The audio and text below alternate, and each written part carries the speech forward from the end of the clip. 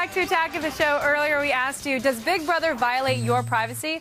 According to the watching eyes of the G4 Laboratories, 61% of you say Big Brother is in violation of your privacy. Let's go over to Kevin, who is ready to engage in the verbal pugilism that is until the man takes him away. Thanks, Mom.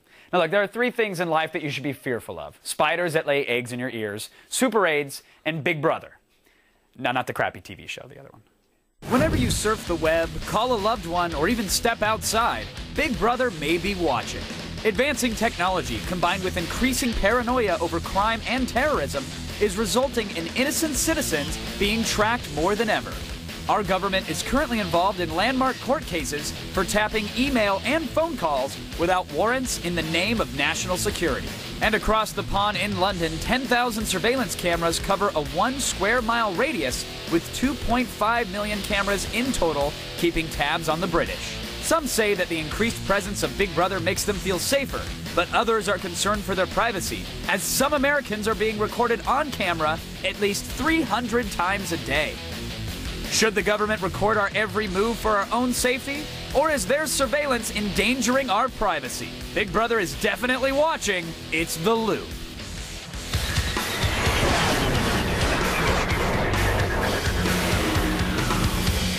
All right, my guest tonight, editor-in-chief for the blog SoCalPundit.com, Kevin Korenthal is here, and staff attorney for the ACLU, Peter Bibring. Welcome to The Loop, everybody. Let's get right into this. A recent poll, which was shocking to me, says 71% of Americans actually favor increased surveillance in their daily lives. I mean, Kevin, why do they do this?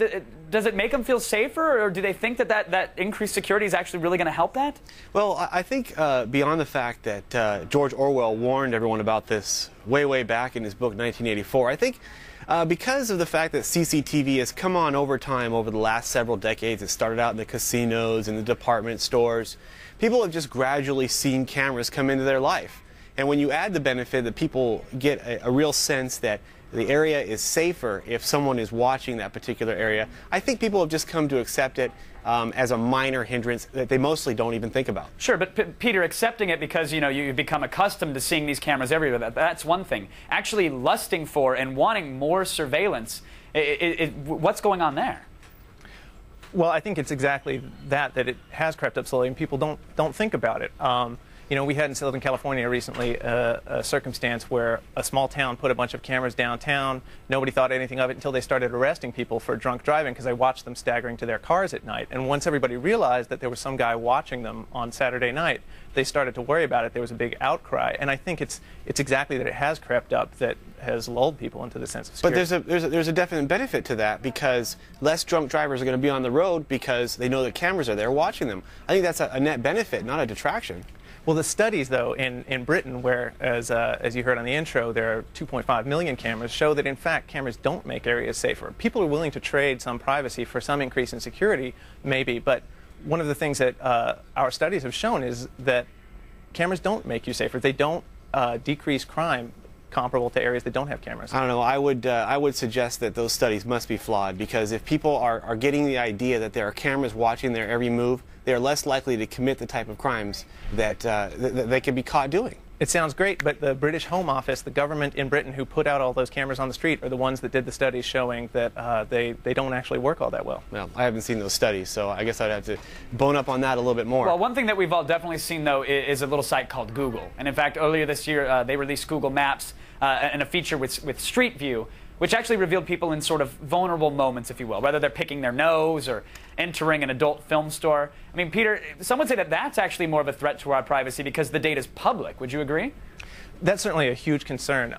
Big corporations, Google and other corporations that collect data on things like medical information or social security numbers are a huge threat to privacy, and the government should be allowed to regulate that in some way. I've actually been wandering around the streets of Los Angeles trying to get myself in one of these photographs, but have been completely unsuccessful so far. And yet you know the moment that you walk into Big Daddy's bookstore on Pico, they're going to snap the photo of you trying to hide your face, right? Now, Kevin, Google was also subpoenaed by the Justice Department to turn in web searches, though. I mean, and it's one thing for Google to drive a van down a street. It's another thing for them to turn over the terms that you're using, which could be threatening to the safety of Americans. Do you think people would stop using Google if they knew that it could actually be used against them? Well, I think if Google was offering up IP addresses or information about the people that are making these queries, that would be a problem. But I think what the federal government is wanting to learn here is who is looking up things about pedophilia, who's looking up ways to make C4. And I really don't think that's very harmful. And your average American who is worried about something like that really needs to grab a paper bag and breathe really deeply into it. Well, but then on the flip side, and I'll go to Kevin on this one, I mean, yeah, they're not asking for IP addresses yet, but once they find someone searching for 12-year-old boys in C14 in the same search query, aren't they then going to try to get that IP address from Google, and will Google turn it over? I would not support something like that. That would be a complete invasion of one's internet privacy. Peter, do you think it could happen in this day and age? Absolutely. And the other danger is that while they're looking for somebody who's looking for C4 or pedophilia, they'll find somebody who's doing something else, something more innocent, something that maybe you are doing at home right now. And that's the person that they'll end up going after. Well, I think there's this natural assumption by the ACLU and their supporters to automatically take everything to its worst possible scenario, its worst possible abuse level. I really don't see that happening. I don't see Google acquiescing to such a ridiculous request as to start turning over information about people's actual search inquiries with their actual IP addresses or information about them. Maybe not Google now, but maybe somebody else later. Sure. An easy, slippery slope. All right, well, let's get to the final word here. For the minority of Americans who actually don't want more surveillance, and that's odd to say that they're the minority, is there any hope? Kevin, I'll start with you. Well, I think there's some uninhabited ranch property in the middle of the U.S. somewhere where there's no cameras and probably no satellites pointed at it. But, you know, short of that, this is something that's here to stay, and people should get used to it and be comfortable. Peter, your thoughts? I think that people are waking up. It's been creeping up for a long time, but people are starting to realize that they don't like the government's eyes on them all the time. All right, I want to thank our guests, Kevin and Peter, for keeping us in the loop. Appreciate it.